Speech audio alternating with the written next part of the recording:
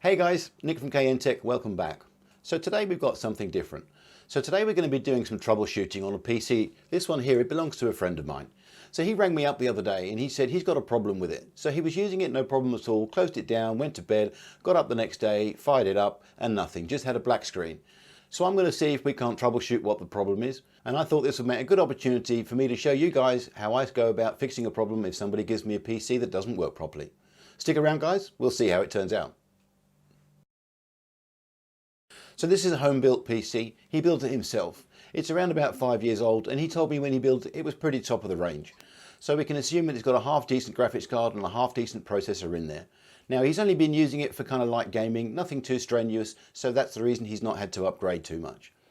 I don't actually know what's in here at the moment because I've just taken it out of my car and we're going to have a look at it. So we can see we've got a standard ATX case here. He's still rocking a DVD drive in the front. So if we go around to the side, we can see he's got a couple of 3.5-inch bays at the bottom. He's got some 2.5-inch SSD bays in the middle, and he's got a couple of 5.25-inch bays at the top, which he can use for his DVD sleds. Moving in, we can see we have an EVGA 500-watt power supply, so that should be giving all the power he needs. And there's some kind of Radeon Sapphire graphics card there, which may or may not be the problem.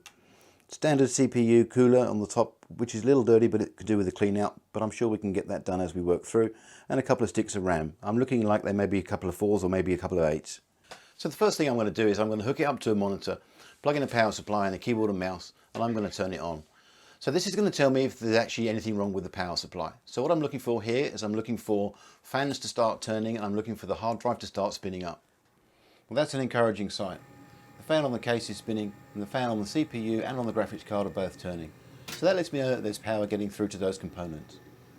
Another encouraging sight, or sound rather, is I can see because he's using a spinning disk, I can actually hear the disk trying to seek the sectors out on the drive. So that tells me that there's actually power going through to the hard drive, which means it's actually spinning up. And if you put your finger on it, you can actually feel it. It's like a little series of small taps. So now we're going to check the monitor.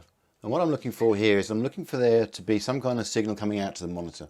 So initially I'll be looking for the little light on the corner to turn blue, and then I'll be looking for some kind of signal coming through to tell me that there's actually a video feed coming out of the video card.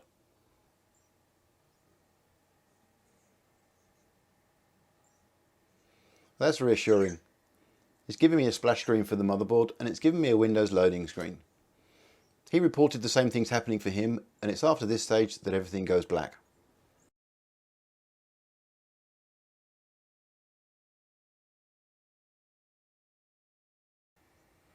So here we can see what the problem is by the look of it.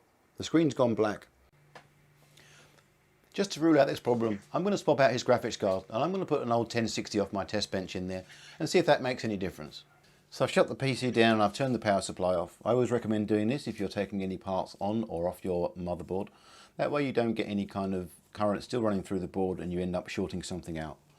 So I'm going to take these PCIe power supply connectors off, then I'm going to whip the power supply out, the graphics card out, and we'll see what happens if I put a new one in. So here's his GPU. Yeah, it's got a little bit of dust build up on the fins, but that shouldn't cause too many issues. In fairness, it's just like kind of general day-to-day use.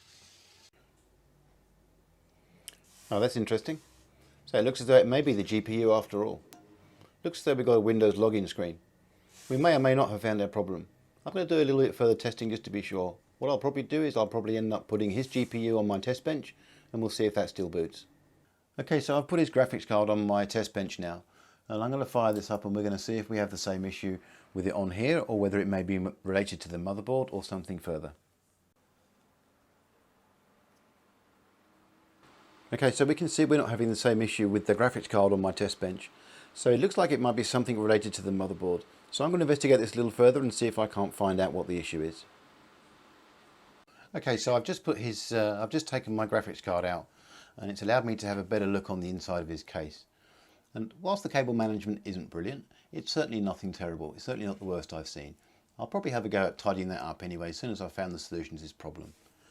Talking about the solution to this problem, I did notice when I looked at the CPU power supply cables, and if you look right up here in the top corner, you can see that one of them right here is not actually fully home. So that may or may not be giving enough power to the CPU. So what I'm going to do is I'm just going to whip these both off, check the contacts on them, clean them up, put them back on again, push them fully home, put his graphics card back in, and then we'll see if we can see if that makes a difference.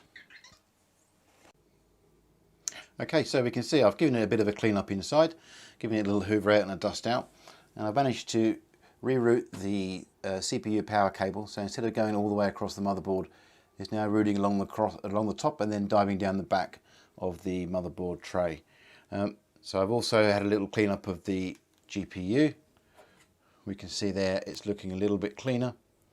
So I'm going to pop that back in and see if the CPU power supply plug being loose has fixed our issue. Okay, so now for the moment of truth.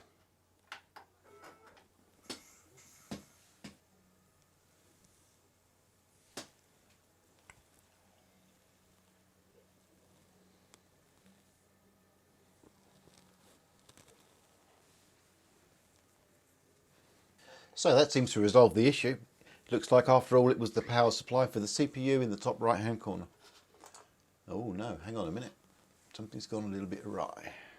Okay, so I've narrowed it down to the video drivers, and I did this by installing the video card onto my test bench and allowing Windows to boot up and then automatically download the latest drivers for the video card, and I had exactly the same problem, so my screen went black as well. So what I'm going to do now is I've put everything back into my friend's system except the graphics card, so I've got my 1060 in there.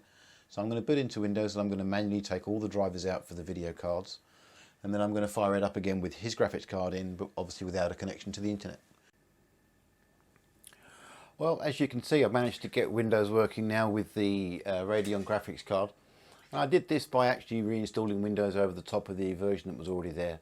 I had a chat with my friend. He said there was nothing of any importance on the machine, and that I figured the best way to do this would be to reinstall the Windows, which we've now got up and running. So now I've turned off the Windows updates, and I'm going to go ahead and get the AMD drivers for the Radeon graphics card manually.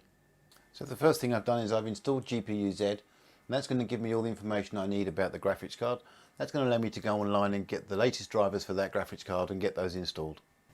So I've managed to download the Radeon software, and I'm now going to go ahead and try and install the drivers directly from the Radeon software download. So this is now installing the latest version of the AMD Radeon driver software, along with some other software which I can probably remove later. But the key for me is I want to get the latest drivers installed. So this is installing right now, and hopefully this will do the trick. We'll see shortly. So it's a couple of days later. Now I've been doing some more research about this issue, and I don't seem to be the only person that's having it. There seems to be quite a lot of people on the forums complaining about this problem with their R9 graphics card.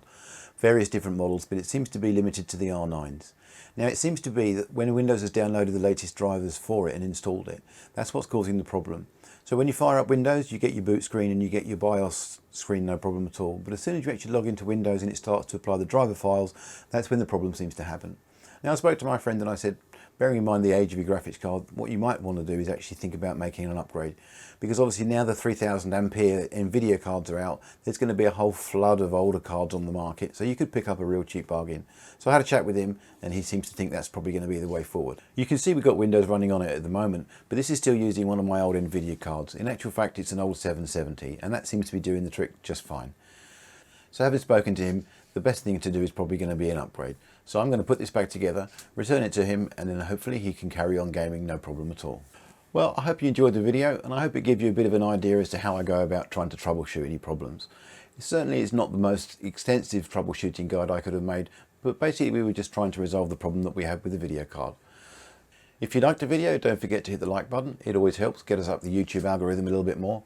Don't forget to hit subscribe and also the bell notifications to be notified when I post more videos. Thanks for watching, guys. I'll see you on the next one.